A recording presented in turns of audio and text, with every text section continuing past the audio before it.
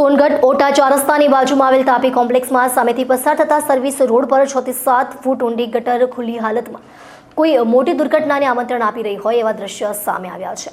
સુરતમાં ખુલ્લી ગટરમાં પડી જવાથી બાળકનું મૃત્યુ થયું હતું। શું એની રાહ સોનગઢમાં જોવાઈ રહી છે?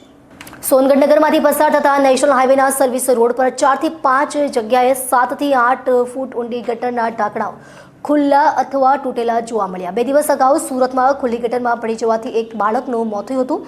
શું એવી ઘટનાની રાહ સોનગઢ ખાતે પણ જોવાઈ રહી છે કે તેવો સવાલ અહીં ઊભો થાય છે? અને જો આવી કોઈ જીવલેણ ઘટના થઈ તો એની માટે જવાબદાર કોણ?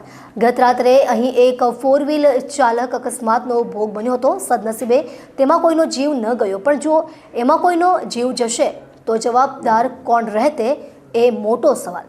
નોંધવું રહ્યું કે સોનગઢમાંથી પસાર થતા હાઈવેના સર્વિસ રોડની બાજુમાં જ 6 થી 7 ફૂટ ઊંડી ખુલ્લી ગટર કોઈ મોટી દુર્ઘટનાને આમંત્રણ આપી રહી હોય એવા દ્રશ્ય કેમેરામાં કેદ થયા છે। ત્યારે હવે હાઈવે ઓથોરિટી અને રોડ જાળવણીની જેમની જવાબદારી છે તેવા સોમા ટોલ પ્લાઝાની બેદરકારી જીવલેણ થવાની સંભાવના વર્તાઈ રહી છે।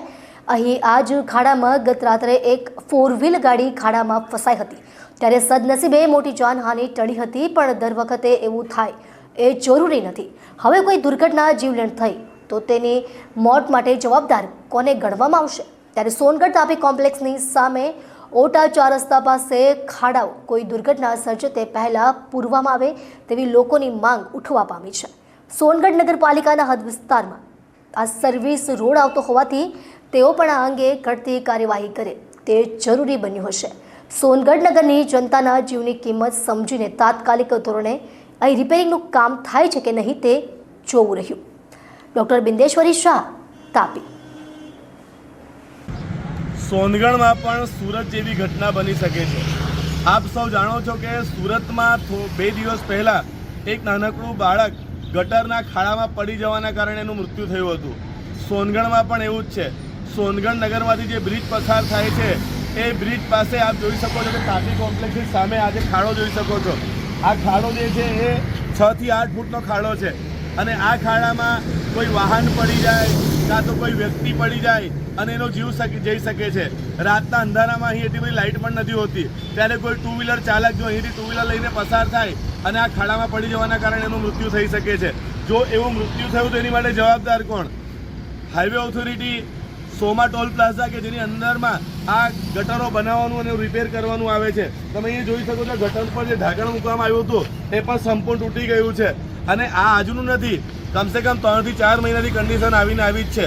ત્યારે સવાલ એ ઊભો થાય છે કે સોનગઢ નગરપાલિકાને શાસન અધિકારીઓ છે તે કેમ હાઈવે ઓથોરિટીને કહીને કે જે આના જવાબદાર અધિકારીઓ છે એને કહીને આ ખાડા રિપેર નથી કરાવતા? શું અહીં કોઈના જીવ જવાની રાહ જોવામાં આવી રહી છે કે શું? એ પણ એક મોટો સવાલ અહીં ઊભો થાય છે। ત્યારે આ ન્યૂઝ ચાલ્યા પછી સોનગઢ નગરની જનતામાં એના જીવનું રક્ષણ થાય તે માટે આ ખાડા પુરાવવામાં આવે છે કે કેમ એ પણ જોવું રહ્યું ને। ફક્ત આ એક નથી, અહીં બાજુમાં અને એના આગળ પણ આવા ઘણા ખાડાઓ છે કે જ્યાં આ પ્રમાણે 7-7 ને 8-8 ફૂટના જે ખુલ્લા ગટરો ખુલ્લી દેખાઈ રહી છે, જેમાં પડવાથી કોઈનો જીવ જવાની પણ સંભાવના રહેલી છે। ત્યારે આ ન્યૂઝ ચાલ્યા બાદ તંત્ર જાગે છે કે કેમ એ જોવું રહ્યું। હું બિંદેશ્વરી શાહ, ગુજરાતના ખબરીલાલ ન્યૂઝ, તાપી। આપનું નામ? રાહુલ ભરવાડ। રાહુલભાઈ, ક્યાં રહેવાનું આપનું? શ્રી રામનગર, સોનગઢ। રાહુલભાઈ, આપ અત્યારે જ્યાં ઊભા છે કઈ જગ્યા છે? આપણે ઓટા 4 રસ્તા અને આ કોમ્પ્લેક્સનું નામ? તાપી કોમ્પ્લેક્સની સામે। તાપી કોમ્પ્લેક્સની સામે। રાહુલભાઈ, આજે તમારી બાજુમાં ખાડો છે, કેટલા ફૂટનો હશે? આ મિનિમમ 6 થી 7 ફૂટનો ખાડો હશે। આમાં શું ડર છે? આમાં કેવું કે ભાઈ કોઈ બી અજાણ્યો વ્યક્તિ રાતના ટાઈમ પર આમ તેમ આવતા ઢાંકણ ખુલ્લું છે, કોઈ અંદર પડી જાય, કોઈ બચાવ ના મળે તો કદાચ મરી બી જાય, તો આપણે જે આ રસ્તામાં જે કોઈ પણ કામ કરતા છે, તંત્ર વિભાગ છે, કોઈ પણ છે, તો એમને ઢાંકણ લગાવવા વિનંતી। હાઈવે ઓથોરિટી સોમા ટોલ પ્લાઝા જે ઉઘરાવે છે એના અંદરમાં આ વસ્તુ આવે છે, તો એના અધિકારીને આપ શું કહેશો? એના અધિકારીને એટલું જ કહેવાનું છે કે આના પર એક ઢાંકણ લગાવી દેવામાં આવે, જેથી કોઈ અજાણ્યા વ્યક્તિનો બચાવ થાય અને કોઈનું જીવ ના જાય। જીવ ના જાય। જી, ધન્યવાદ।